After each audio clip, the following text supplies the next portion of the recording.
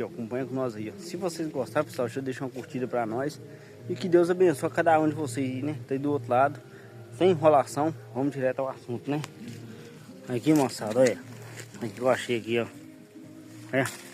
Tem duas, eu já vou apanhar uma. Não sei se o tamanho dessa laranja.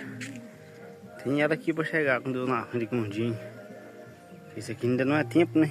Essa daqui é temporona. A outra aí, ó. Sei, né, pessoal? Por isso que na roça a gente sempre tem que estar plantando. A gente sempre tem que estar cuidando. Pra logo, logo a gente tá colhendo, né? O fruto não dá antes da hora, não, né? Bora que bora. E chama na roça. Pra vocês verem, ó. Eu tenho que estar bonito com força, hein? Olha o que é a laranjinha que tem nesse tem, ó. Bem usado. Até na copa em cima tem, ó. Olha aí. Olha aqui. Olha o tamanho desse daqui, ó. Um dia também já tá chegando já, ó. Tem a mais, ó.